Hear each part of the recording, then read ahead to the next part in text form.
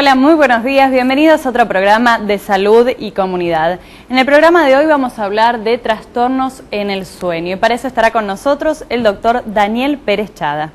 Hola, buen día.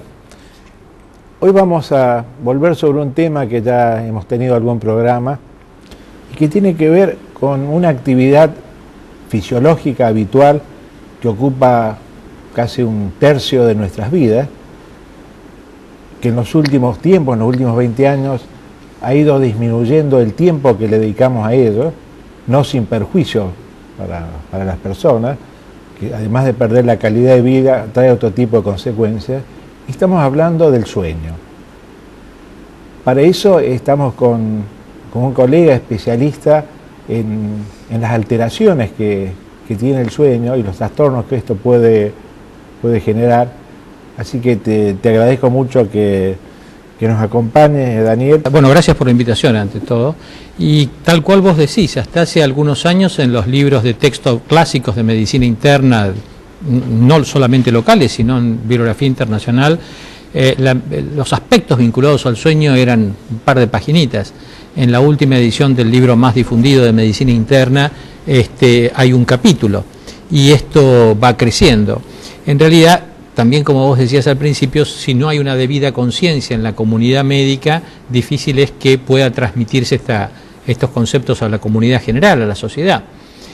Sobre el sueño se conoce bastante desde los años 50, diría, pero tal vez limitado a grupos de investigadores, a personas que han estudiado estos temas en el área de las ciencias básicas, y el trasladar de las ciencias básicas al área asistencial y a las ciencias clínicas ha tomado un tiempo, pero hubo un hecho hace aproximadamente 15 o 20 años que es el crecimiento en el diagnóstico o en la detección y empezar a pensar en una patología que es el síndrome de apnea de sueño, que realmente ha generado un cambio en la actitud de los médicos y seguramente en la comunidad respecto a este problema. Disculpame que te interrumpa, pero dentro de los grupos médicos, ¿son ustedes los neumonólogos los que tomaron ese tema porque realmente los trastornos que traía eran muy grandes? Internacionalmente sí. El síndrome de apnea de sueño es una enfermedad que se caracteriza por pausas en la respiración durante el sueño. Y la primera manifestación de un trastorno de la respiración durante el sueño es el ronquido habitual de alto tono, en personas que tienen una respiración interrumpida, irregular durante la noche. Esa respiración irregular en algún momento tiene una pausa, y esta pausa es la que se llama apnea, que digamos que es el silencio que hay entre dos grandes ronquidos. Mucha gente se asusta, dice: yo estoy acostumbrado a que mi esposo, mi tío, un abuelo lo siento roncar, pero me asusto porque por ahí no siento nada. Y esa es la apnea, justamente. ¿Qué relación hay entre las apneas y el sueño? Que es lo que uno podría preguntarse. Cada apnea termina con un pequeño despertar eléctrico del cerebro. Por consiguiente, si una persona tiene 10 apneas por hora de sueño, es muy probable que tenga 10 pequeños despertares por hora de sueño. Pero 10 es un número pequeño, es una forma leve. La mayoría de los pacientes con formas moderadas y severas tienen 30, 40, 60 o más episodios por hora de sueño. Por consiguiente, más allá de todos los cambios que hay en la frecuencia cardíaca, en la oxigenación, eventualmente en los niveles de anhídrido carbónico en la sangre, también hay un importante número de despertares. Discúlpame, ¿y el paciente se da cuenta? Se dan cuenta en las formas severas de la enfermedad que ocasionalmente, tienen, pero la percepción de las apneas no es muy alta. Por eso, en general, las personas creen que duermen bien. Lo que no se explican es por qué tienen semejante somnolencia diurna. Entonces, el motivo de consulta habitual en las personas que duermen acompañadas es porque su acompañante le dice: mirá, parás de respirar a la noche, el ronquido es insoportable, me tengo que mover, toda una secuencia, digamos, ¿no? Pero el mensaje del paciente es: yo tengo sueño y me duermo en situaciones a veces totalmente indeseadas, como por ejemplo en el trabajo, o me duermo manejando, o me duermo cuando quiero disfrutar de una película, de un partido que me interesa ver en la televisión. ¿Cuántas personas tienen apnea de sueño? Se estima que si uno toma hombres y mujeres en edad media de la vida, 30 a 65 años, la prevalencia de síndrome de apnea de sueño es del 2 al 4% de la población. Estos son estudios epidemiológicos muy bien controlados, hechos en comunidades en general. Ahora, si uno mira a los hombres, este número, aún siendo muy conservador en las estimaciones, puede alcanzar al 9 a 10%.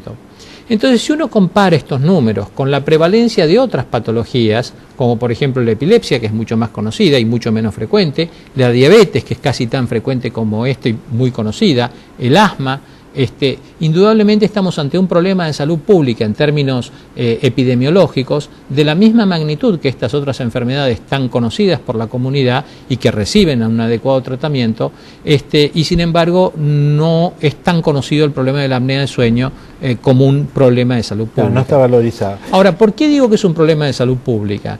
Porque esto tiene consecuencias inmediatas en la calidad de vida y en la somnolencia de las personas, lo que lo expone mucho a accidentes profesionales, domésticos y sobre todo automovilísticos.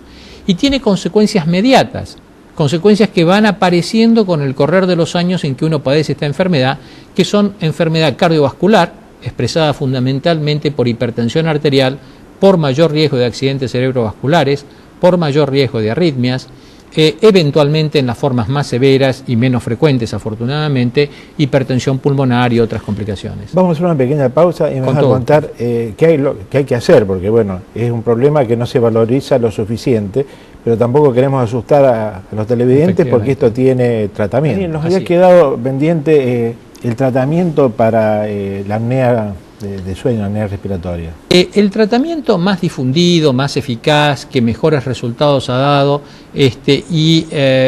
digamos que los pacientes con sus más y con sus menos mejor aceptan, es el uso de una máscara nasal conectado a un aparato que larga aire a presión. Lo que le pasa a estos pacientes durante el sueño es que al relajarse los músculos que sostienen a los tejidos blandos de la garganta tiende a cerrarse. Entonces, aplicando una presión que va desde la nariz y se transmite por la vía aérea a la garganta, esa presión mantiene abierta al canal aéreo, empuja la lengua hacia adelante, la faringe, la hipofaringe hacia atrás, y el aire entra y sale normalmente. Esto, que parece un tratamiento muy intervencionista, digamos, en realidad es muy bienvenido por los pacientes que tienen somnolencia diurna. Claro, con ese aparatito lo pueden hacer en la casa. Efectivamente, cuando se entrenan y reconocen los beneficios de la alerta diurna. Ahora, ¿por qué es importante la alerta?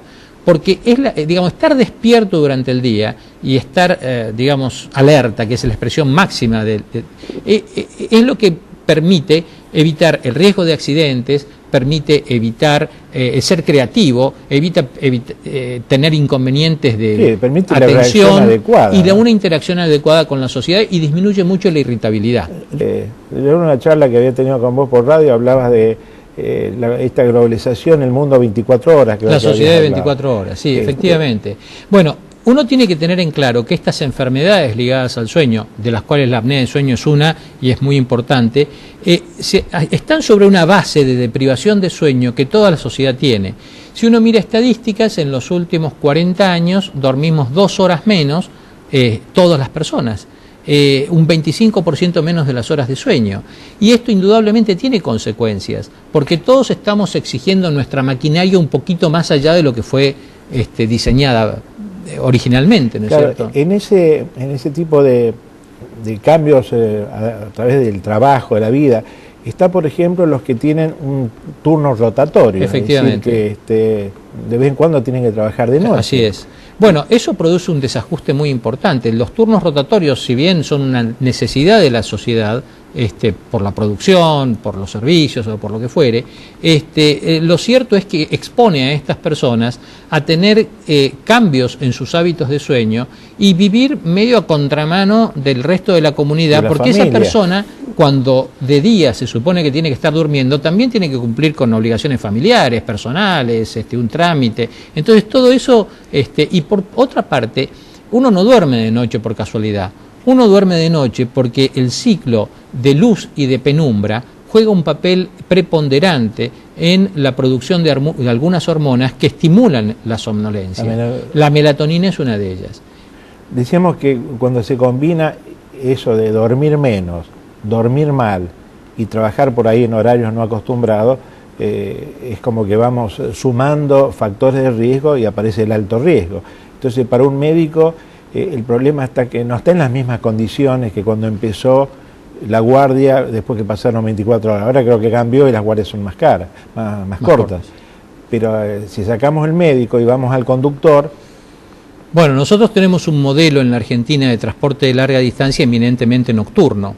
Y a diferencia de otros países que tienen postas, nosotros tenemos parejas de conductores. Esto hace que las personas que conducen transporte de larga distancia de pasajeros deban pasar buena parte de su recorrido nocturno, y el trabajar en horas de la noche aumenta el riesgo, no solamente por la visibilidad y por los factores bien conocidos, sino porque la noche está diseñada para dormir.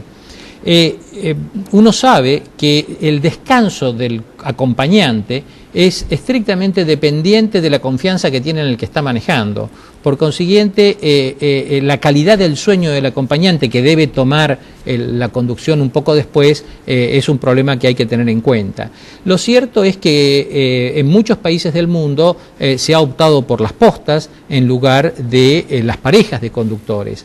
Un problema que nosotros deberíamos tratar de inculcar en la comunidad de conductores profesionales, tal vez esté relacionado, ante la imposibilidad de cambiar un modelo que es de tránsito eminentemente nocturno o de transporte, sería el de siestas programadas. Es decir, tratar de hacer que las personas que tienen la responsabilidad de conducir en la noche, en un momento predeterminado del día y por un tiempo prefijado, obtengan una... Hago hincapié en el tiempo prefijado, porque no tienes una siesta de 3 horas, porque una siesta de 3 horas interrumpida probablemente es mucho menos eficiente que dormir 40 minutos en un momento predefinido del día antes de tomar una tarea. Vos estás hablando, y un enfoque realmente importante, sobre... vuelta a vuelta escuchamos que se han producido accidentes que involucran medios de transporte. Sí. Pero si uno ve la parte individual, la parte de las personas, que también se pueden ver involucradas en su propio vehículo, y no solo de noche, porque vos hablabas que el que tiene apnea respiratoria, apnea del sueño, puede tener somnolencia diurna. En cualquier momento. Y cuando se hace un control para otorgar una licencia de conductor, control visual, se buscan algunas, pero yo no me acuerdo, y tengo varias veces que saqué carné o renové, que se pesquise, es muy difícil hacer esta... Bueno, no es fácil porque depende mucho del relato de la persona, claro. Pero también es cierto que hay algunas mediciones objetivas que en el caso de la apnea de sueño podrían ser de utilidad. La circunferencia del cuello, la presencia de obesidad, la apertura bucal, la presencia de otras alteraciones asociadas a apnea del sueño como la hipertensión arterial. Digamos, si uno junta cuestionarios más algunas mediciones objetivas, probablemente tenga un instrumento que le permita seleccionar una población de riesgo o identificarla. Y por supuesto esto tiene que estar orientado, inicialmente a un proyecto de investigación, una prueba piloto y después... Yo diría que el punto de partida entonces es jerarquizar la importancia que tiene dormir y dormir bien. Así es. Y tener en cuenta estos síntomas que pueden ser factores de alerta y consultarlos a un profesional que quizás él no lo maneje en forma directa, pero hará la derivación necesaria. Sin duda. Daniel, te agradezco mucho y esperamos que esto abra algunas expectativas en gente que tiene estos trastornos y no sabía cómo resolverlos. Bueno, muchas gracias por la invitación y por interesarse en este tema, que realmente el sueño es un corte transversal en la sociedad, nos afecta a todos por igual y creo que este tipo de difusión nos ayuda a conocer mejor el problema. Me alegro que así sea. Muchas gracias. A fines del mes de noviembre del año pasado estuvimos presentes cuando la Obra Social Ferroviaria lanzó un programa de prevención. Hicimos una nota con su presidente, con el amigo Antonio Guidacio, y bueno, y hoy nos acompaña uno de los responsables de este programa para contarnos cómo marcha el mismo, cuáles han sido los progresos, que queremos poner a la vista, porque siempre decimos que hay ejemplos que hay que mostrarlos para que puedan ser imitados. Juan, te agradezco que estés con nosotros. Gracias, el gracioso soy yo. Decía entonces que cuando lanzaron el programa, allá por el 30 de noviembre, estuvimos allá en la sede, bueno, vimos cómo lo estaban montando. ¿Por qué no nos contás un poquito qué llevan hecho, o sea, cómo han avanzado? Bueno, digamos, en noviembre empezamos una etapa de este programa de prevención en lo que es en la detección de factores de riesgo cardiovascular, que fue elegir un carril de llegada de información a través de los delegados de la actividad ferroviaria. El delegado de la actividad ferroviaria es una persona que está muy cercana al trabajador, tiene mucho conocimiento del trabajador y su grupo familiar, entonces lo que hicimos fue utilizar esa vía, capacitándolos desde el punto de vista médico en lo que es el reconocimiento de los factores de riesgo para la enfermedad cardiovascular, que es la enfermedad prevalente en nuestra población, y para que ellos puedan ser los vectores, los transmisores de este evento de riesgo entre sus compañeros de trabajo y su familia, con un lenguaje no médico, claro, con contenido médico pero no médico. Operativamente, ¿cómo funcionó eso? Funcionó realmente muy bien, mucho de lo que se les planteó a la gente les motivó la inquietud de que esto que estábamos haciendo de capacitarlos y de mostrarles qué es lo que se podía hacer en la detección, lo quieran llevar cada uno a su lugar de trabajo. Claro, porque los delegados funcionaron como agentes multiplicadores, digamos. Ellos funcionan exactamente como eso y quieren reproducir estas jornadas, digamos, de capacitación y de detección en su lugar de trabajo. Así que... ¿Y en cuánto tiempo hacen la actividad? Estamos haciendo 2 turnos, un turno de mañana, un turno de tarde, y lo vamos a hacer ahora en 2 días consecutivos. Es un equipo importante, porque para ver esa gente... Sí, se arma un equipo importante y en esto la logística, el entrenamiento nos ha permitido, digamos, ir mejorando los tiempos en que esto se va haciendo. Es como una línea de producción, claro, en la cual uno le va pidiendo a la gente una serie de datos, los pesa, les mide lo que es su composición corporal, los datos de valores de azúcar en sangre y de colesterol, se mide la presión arterial, se le mide la altura y todo eso se incorpora. ¿Cuál es la respuesta del afiliado? Es decir, ¿cómo reacciona ante eso? La gente reacciona con mucha sorpresa. Digamos, la mayoría nos comenta que, como pocas veces, su sistema de salud lo sale a buscar, cosa que no es lo habitual. Digamos, están acostumbrados a que la obra social, si tiene alguna dificultad, ellos van y la obra social le trata de dar su respuesta, pero no que sea la obra social la que los va a buscar, porque mucha gente nos dice, pero ¿cuál es el negocio de esto? Si esto genera que yo vaya al médico, a ustedes les sale más caro. Claro, fíjate que nosotros hemos vivido experiencias similares con esto de irlos a buscar, ir a donde están habitualmente en sus lugares de trabajo, porque la prevención es trabajar con población sana. Así es. No esperar en el consultorio, en el policonsultorio, en el sanatorio, cuando van a consultar, porque se sienten mal, se sienten enfermos. Y también tenían, no una sospecha, pero tenían una inquietud. Esto lo hicimos con la obra social de personal para actividad vitivinícola, con OSPAP. Ellos tienen un móvil que en Mendoza lo llevan a distintos lugares donde hay fincas, donde hay plantaciones. Lo hemos hecho con calzado, acá en Capital Federal, visitando fábricas.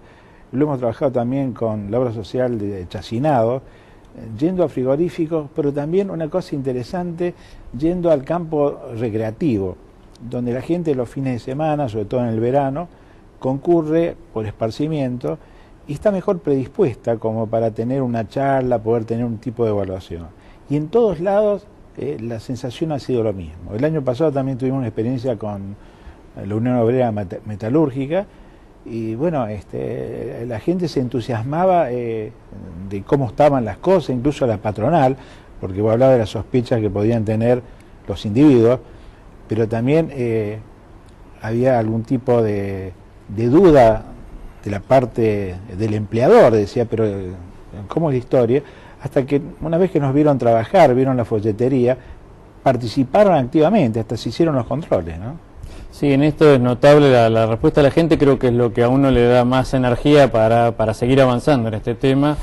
A veces verlo como uno les devuelve digamos, toda la información generada por ellos mismos y lo que uno le ha hecho en un informe que está incorporado en un programa de computación, el análisis del factor de riesgo de esa persona y lo estimula a que vaya al médico. Y a veces uno los ve en la lista de espera así para ver, en este caso a mí como médico sentado, y se están entre ellos comentando, mirá lo que te dio a vos, mirá lo que me dio a mí, tenemos que hacer tal cosa, podemos pedir tal otra. Digo, los estimula a ellos mismos a darse cuenta, primero, de que están a lo mejor sumando factores de riesgo que pueden poner complicar su vida en el mediano plazo.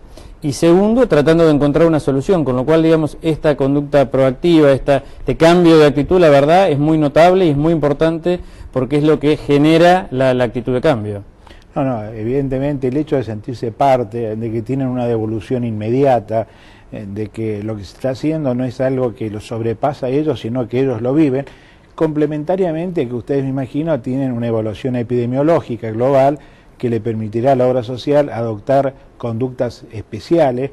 Nosotros en los hallazgos que tuvimos fue sobrepeso en casi el 50% de la población estudiada, hábito tabáquico también elevado, población con vida sedentaria en un altísimo número.